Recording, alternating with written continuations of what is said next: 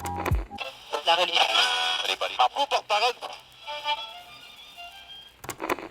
year is 1951, and the war is at last far behind us.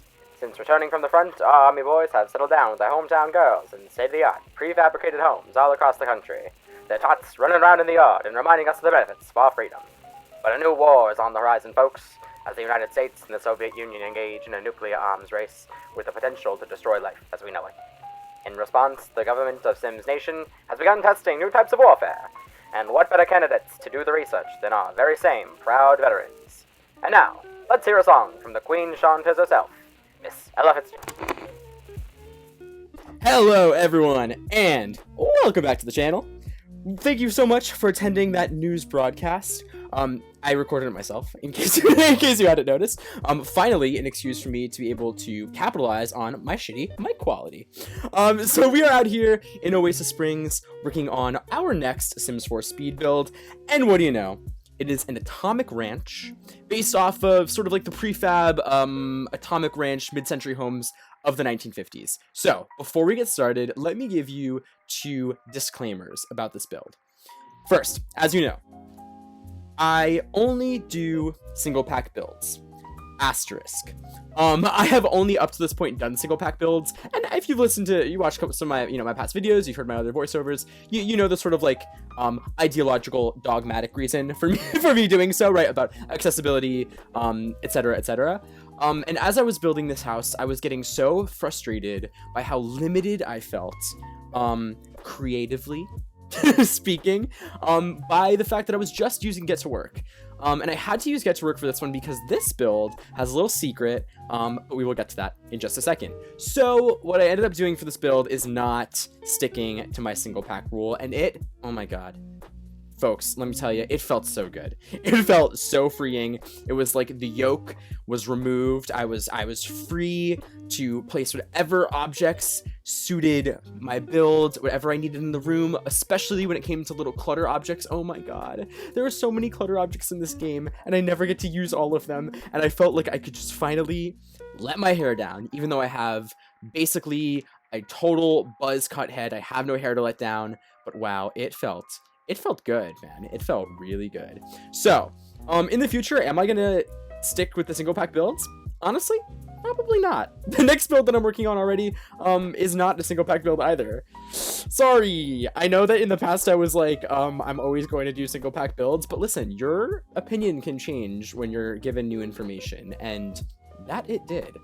My second disclaimer for this build is that you will notice, sort of halfway through the furnishing, etc., construction, whatever, I bought Eco Lifestyle. You might have seen on my Twitter, I was watching one of Simlicy's builds. Simlicy, if you're watching, you're an inspiration. Thank you, that is all. And she was using a lot of the new Eco Lifestyle stuff, and I was like whatever about the pack, because I don't really do gameplay. I thought a lot of the like crafting kind of stuff was really interesting, the fabrication, etc. But I wasn't gonna buy it. I wasn't gonna drop the money to buy it, just because I'm trying to save money right now. And then I was watching her build, and she had all of these like really beautiful mid-century pieces, like all this awesome furniture and these little like end tables and the couches and they're just the coffee tables. It was awesome, and the beds, it was all so good. And I was like, damn, like I'm literally working on a mid-century build right now, like as we speak. Like, it would be so nice if I had these objects. Like, wouldn't it be so nice if I had these objects? So I impulse bought the game. So you will see halfway through the build, while I'm furnishing the living room, all of a sudden I start sort of getting rid of a bunch of furniture and popping in some of the new Eco Lifestyle stuff. So those are my 2 disclaimers for the build. Why don't I talk a little bit about sort of the lore behind this build, right? So, as you heard in the news broadcast, 1950s, right after World War II, a lot of houses started going up in sort of like these mass-produced suburbs, right? A lot of, most famous ones being the Levittowns, which I think are in Long Island, ? Might super be wrong about that. Do not quote me. And they were built in this sort of atomic ranch style.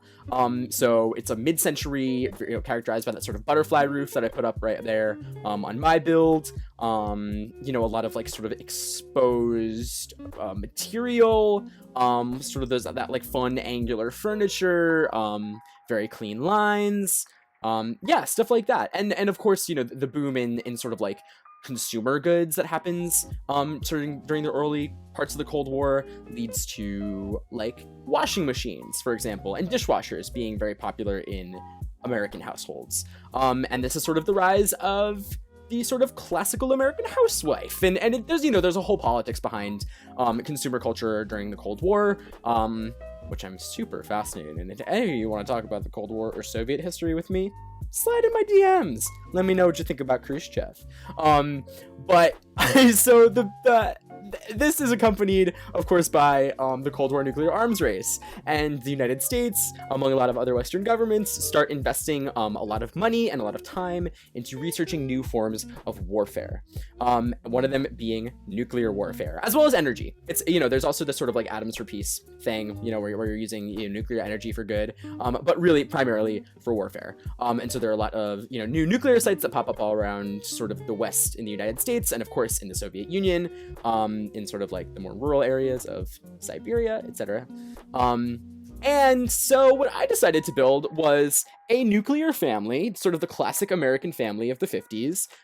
Dad was a vet in World War II, mom is the housewife, they have a daughter and a son, and they live in this house. And the dad, I should tell you more their names and stuff. The Buckleys. This is the Buckleys. Look at them. They're smiling. This picture of them, by the way, if you notice, if you're on Twitter, extremely wonky. I was really too lazy to download a new pose pack, so the parents are making the same exact pose, and it makes them look like robots. I didn't intend for that. That is not the government conspiracy that I was referring to in my tweet about this build. But these are the Buckleys. We have our dad, Louis, mom, Callista, daughter, Susanna, and son, Wes. So, Buckleys are just a sort of a characteristic American family of the sort of atomic age, the late 1950s. And let's talk about them, in turn. So we have Louis. Louis was, of course, a veteran of World War II. He fought in the war in Europe. And now that he's home, has been hired by the government to do research. Research of a clandestine quality, and he's doing research primarily on the use of atomic energy in weaponry, but also the potential for alien contact. So you'll see the secret that I was referring to in this build is a secret lab that's in the basement that is accessible to no one except Louis. Now Louis is he's sort of like I don't know, he's sort of like this ambitious but a little hapless kind of guy. Like, he's not actually very good at science. He just got sort of roped into this government scheme because he was a veteran of the war, and I don't know, they trusted him for some reason, and he wants to sort of make a name for himself. Maybe he sort of, he served in the war, but as, pretty low status in the army, and he wants to become make a name for himself in this great American dream that he is now living. So then we have his wife, Callista. Callista is just universally lovely, wonderful, beautiful person. People love her. Her neighbors think she's amazing because she is. She's really nice. She's really wonderful. She loves to bake.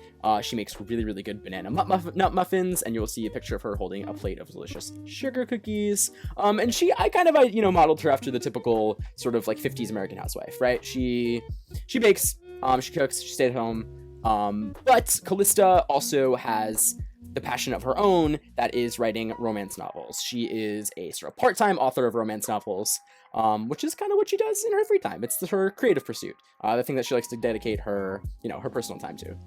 Then there's Susanna. Susanna is fun and reckless. Susanna likes to run all over the place. She has these bright blue rain boots that she wears everywhere she goes. And she likes to climb in trees, and she likes to get dirty and play sports. And yeah, she's super fun and rowdy. And then there's her brother Wes, and Wes is very quiet. He's very intellectual, he's sort of bookish, very shy, and he likes to spend most of his time in his room reading sci-fi novels. He's really interested in space. The space race has been very exciting for him. He gets to watch rockets go off all the time. It's pretty cool. And he likes to research applications for, you guessed it, atomic energy. Now he has no idea that his father is secretly in his basement doing research on atomic energy, but he likes to, stay up in his room reading newspaper clippings about rocket launches and nuclear power sites and stuff like that. So that's the Buckleys, classic American family in the 1950s, but with a twist. The twist being that their father operates a secret underground government lab where he potentially contacts aliens and tries to learn how to use nuclear fission, nuclear fission, to destroy the enemies of his country. So yeah, the little Cold War narrative for you guys. And of course, because this is a sort of 1950s themed build, I wanted everything to be very mid-century. If I really had to make a bet, I would say that mid-century is sort of my favorite architectural style and style of interior design. I love the clean lines. I love the sort of bright wood tones. I love the paneling. It's so dated. Oh, it's so dated. It's so good. And I love, all of this stuff that came from eco living is just really, really fantastic. When it comes to this sort of mid-century style, right? You've got, oh my god, and tiny living too. Oh, Jesus. The tiny living stuff is perfect for mid-century. That lamp in the corner that you see, that's from tiny living. I think those dining chairs are from tiny living. There are some end tables next to the couch that are from tiny living. Oh my god. I had no idea that there was so much good tiny living stuff that I could use in a mid-century build. And this is why it was so important for me to be able to use multiple packs. Like I was really tearing my hair out trying to figure out how to sort of replicate a mid-century style using Just Get to Work. Spoiler alert, it doesn't happen. It really does not happen. And so now I understand why people who have a million packs use them all. When I'm in the gallery and I see this lot was built with 20 packs that you don't own, at first I used to look at that and be like, oh, that sucks. I can't download that house now. That's really, really isolating and whatever, but now that I'm really super getting into building, I'm discovering that having all of the packs and using all of them at once is really freeing, and it really, really helps me at least sort of put my vision of a build together in the way that I want to. So yeah, I'm not gonna apologize for that. It's making my build, I feel better publishing my builds. I feel better about the work that I've made in this house and in all the the other build that I'm working on right now that I'm using all the packs in. It feels and it looks better and it's closer to my vision. So I think that's the way we're probably gonna do it from now on. Yeah, sound off in the comments if you have any constructive criticism. But anyway, so now you just see I'm finishing up on this living room, dining room type space. This right here is the point where I start using a lot of eco stuff, I think. No, I don't remember. But yeah, so just decorating, putting in lamps and clutter and making it look lived in. I was sort of going for a little bit of that open floor plan type deal. Obviously not entirely open floor plan, because I think that's something that comes more in a very contemporary style, less so than a mid-century sort of post-war prefab style. Those sorts of houses, the ones that sort of started springing up all over in the early 50s, very much were structured in a similar way as the classic American house, right? If anything, they would have maybe one large living area with the dining room and the living room and the den and all that kind of stuff, but the kitchen would still be separate.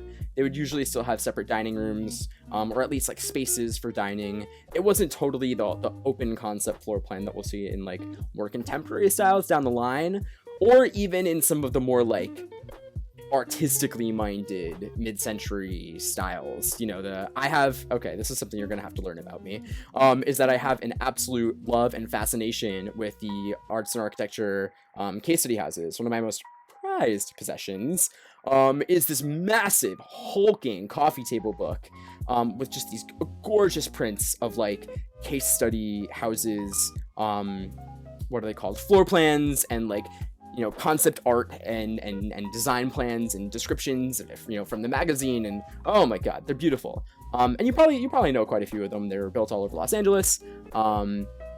Stahl House is probably the most famous of them. The Eames House you probably know too. If you saw pictures of it, you'd get it. And that's sort of the style that I tend to gravitate toward most in this build. Those sorts of clean lines and sort of modernist pieces, but not super future-y. That's why I really, really hate all of the what are they called, base game. I hate all of the base game modern furniture because it doesn't look real. First of all the swatches make them look like they're made of plastic. they look really like the least comfortable chairs on the entire planet. But also, like, they have these really like weird protrusions of these weird the legs are like these weird like stubby gray thing. They're just not good. They're not good, people. They're not good. And that's why, once again, I needed to use eco lifestyle in this build. I had to. I'm sorry. I'm not sorry. I'm not sorry at all. I had no choice. If I wanted to, it was my vision. I had to do it. So now you see I'm just out here still working on the kitchen. Kitchen is, pretty simple. You got the counters, you got the, sink and the refrigerator, and you see me put up some little details on this side of the house. I've got that vent that leads out to the sort of vent that you have over the stove in the kitchen, and I've got a little pipe, and of course I put up that little baking container, the kind of thing that you might see at like a bakery where it's got all the like muffins and stuff and like that. That's because Callista, their mom, is a big baker, so I'd like to imagine that when she's done baking, she puts them out to display for her guests and for her family. Right here I make just a little pantry. The pantry is, it's entirely decorative, it's totally non-functional, but I like the idea of having a little pantry, and I had a lot more space over in this side of the kitchen than I thought I would have. And I had nothing to do with it. So I just popped open a door, I put some little like bottles of olive oil and wine, and I put some boxes and, all sorts of stuff just to clutter it up a little bit, make it look a little bit lived in. I put a bucket. I don't know why you'd have a bucket in the pantry. I put that broom from Realm of Magic up on the wall. That's probably the only thing from Realm of Magic that's in this build. That is like a flying broomstick, like for a witch. But it just looks like a normal broom, so I thought that was cool, and it was a nice little touch. If you don't have Realm of Magic, that's fine. I think that's literally the only object in the build from Realm of Magic. So you could just get rid of it, axe it. Who needs it? I don't need it. Now you see I'm just kind of futzing around with some of the landscaping and jumping on into the first bedroom. So the first bedroom is Susanna's bedroom. She's the daughter who is super rowdy and adventurous and likes to climb, and she's athletic. And I'm really proud of this bedroom. I really, really like this bedroom. I went with a sort of bright blue and yellow color scheme because that's what she wears. Her sort of like the iconic Susanna clothing piece are her big bright blue like galoshes, right? You never see her without her bright blue rain boots. So I figured it would be really cool to have just bright blue and yellow be the color that I use all over the place. And then I put a lot of posters up of different athletes because she is someone who really likes sports. I managed to fit a dollhouse in there. I think I do size it down though because it's a little big. And then up on that, against that side, that sort of wood panely side, I put that wardrobe. I put a lamp. I get rid of that plant. That plant is too big. I put some more posters about exercise and football and all sorts of sports because she's just like a sporty girl. I have this desk. I was very careful to not put any computers on the desks. Well, actually, there's one in the lab. That's okay because it's a very expensive government computer. I was very careful not to put any computers because I wanted, you also notice there's no TV in this house, because I wanted this house to look like the 50s, right? There were no computers. There are no personal computers in your kids' bedrooms.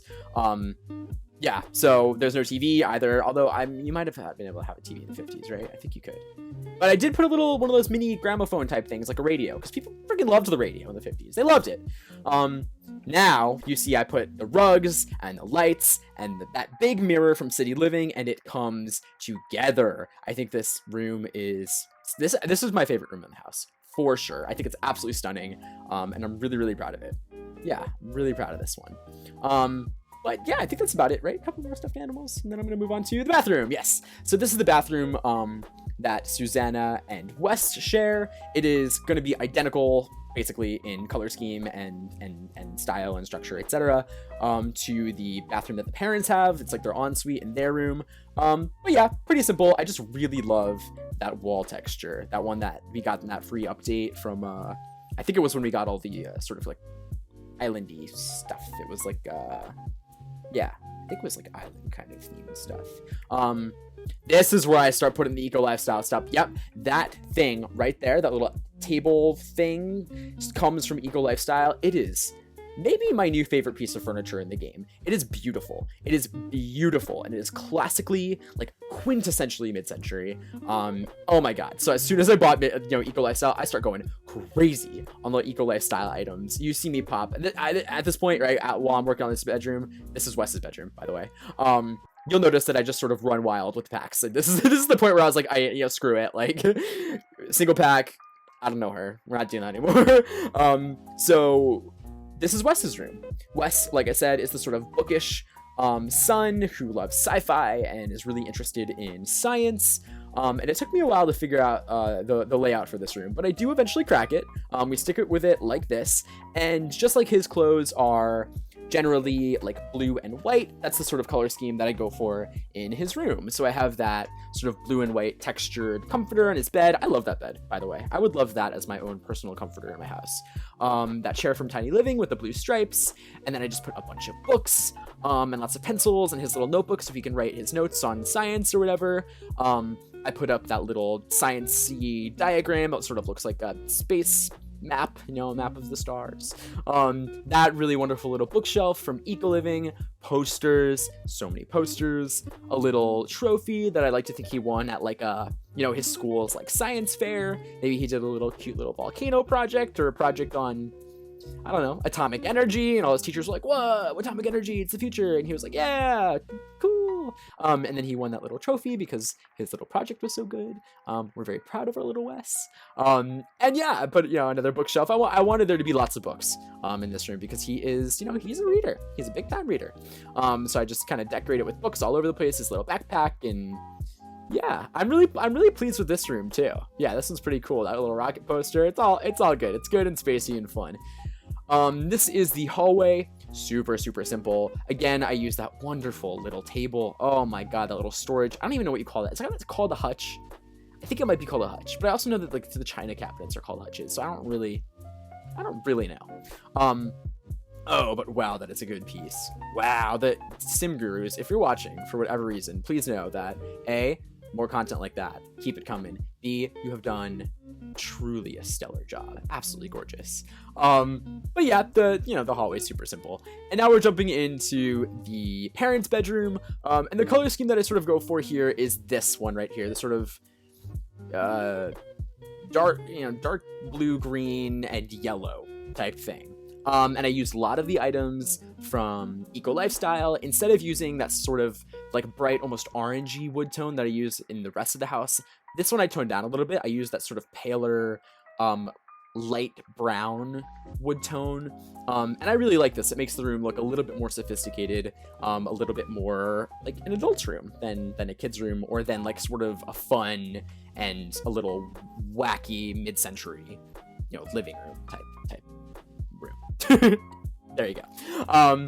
And yeah, this one's pretty simple. Something that I realized that I totally forgot to put in, which I really should have put in, is a desk, so that our mom, Callista, can write her novels. Because I know that she loves to read romance novels, and part of my canon for the family in this build is that she also likes to write novels. But I realized that I didn't put a desk in the room for her to write her novels. Maybe that's something you can pop in for her if you'd like to. I mean, if you want to play with the Buckleys, totally you can play with whatever Sims that you want. But come on, you give her a little desk. Give her a little desk, it'll make her happy. Come on. Yeah, and then there's this wall. This wall was a struggle for me. It was just a big blank white wall, and I had no idea what to do with it. So at first you see I put up that enormous bookshelf. It was not good. Then I put up this smaller hanging bookshelf. This one works, but it still looks a little just sort of in the middle of nowhere. And then I pop up these sort of like leaning paintings, and those sort of fill up the space nicely. I'm still not entirely pleased with that, but it's, it'll have to do. The parents' bathroom is identical to the kids' bathroom. I literally just copied over the different pieces. Yeah, you could not tell the difference between the two. But that's okay. I like doing that in my houses. I like when they have sort of a consistent, style across the different rooms. And now we're moving down to the most exciting portion of the build, which is going to be our basement/secret government research lab. So the basement is accessible like any normal basement. There's just this little stairwell here. I decorate it with a couple of things, like some stuff that you might find in like a basement. And then we get down into the basement, which is an unfinished basement, which I'm just gonna put, you'll see in a second, just a bunch of like storage things. And then there's a secret door, which leads down this long windy hallway, which leads to a decontamination room, which leads to the lab. But we'll get to all that in a second. Here's the secret door. It's that like bookshelfy one that is actually a door, but it looks like a bookshelf, which I've never had the opportunity to use, so I'm pretty excited that I did now. And now I'm just cluttering up this basement. The basement is purely for storage. There are boxes and pipes and, all this sort of, the guts of the house are kind of exposed because it's, it's not the nice part where you live. It's just the unfinished basement. There are some lockers. I don't know why they're lockers. I don't know what you would put a locker in a basement in your own house. There's a weird bike, some more pipes, a bookshelf with all these old used books that nobody reads and whatever. Very, very simple. But then we get to the lab. I put security cameras all over the place because you know that we need to be careful with security. And this room right here that I'm decorating is the decontamination room. So you'll see that it's just like this big circular room with a drain in the middle. And eventually I'll put one of these like decontamination chambers that comes with Get to Work. Get to Work is the most important pack in this lab. I use so many Get to Work items and a couple of the new eco living stuff too. There's like a water purifier that you see right there sitting in the middle of the room. But yeah, I go to town on these Get to Work items. I really, really do. I like that weird research thing in the corner. I put that alien thing. There's the decontamination chamber, like I said. I was originally going to make it like put walls, so you had to go through the decontamination chamber, but then I realized you probably can only go in through one way and the Sims would get confused, and they're not very good at pathfinding. They're not good at it, so I made it easier for them. But yeah, the lab is organized around this central portal, and this portal is something that Lewis is working on with the government, with the federal government, with the CIA or NASA or whomstever, that is supposedly usable to contact alien life forms, maybe to venture to different dimensions, different galaxies, different planets, etc., so that you can make contact with alien life forms. And I guess the reasoning behind, the government's reasoning behind this is that they want to contact alien life forms to maybe get them on their side in the event of a nuclear war between the United States and the Soviet Union. Of course, my Sims don't live in either of those countries. They live in the Sim country, which I don't know what it's called, but the Sim country is, this is the way they live. And I don't know where the Sim country is aligned in by the way, in this bipolar conflict that is the Cold War. Maybe they're the third pole. Maybe they're another superpower. Maybe they really pulled out ahead at the end of World War II. Who knows? But yeah, I put a little computer and a desk and just a bunch of different sort of sciencey objects. Obviously, it's the 1950s. Computers are not going to be something that are like very small and portable. Computers are going to like take up an entire room and be able to process like a gigabyte of data, yeah, and it would take like 8 years, and it would be like 1 million servers in one room. But there, I put a computer. I did. Maybe the government actually has secret access to very advanced computer technology that the rest of the consumer market doesn't know. And yeah. So yeah, just decorating it with a bunch of different kind of sciencey objects, some things floating around in jars, some sort of pictures of things under microscopes, and pictures of rockets and spacecraft, and some weird little like alien creatures sitting in tanks and stuff like that. And behind this little jail cell, you'll see me put a cow plant.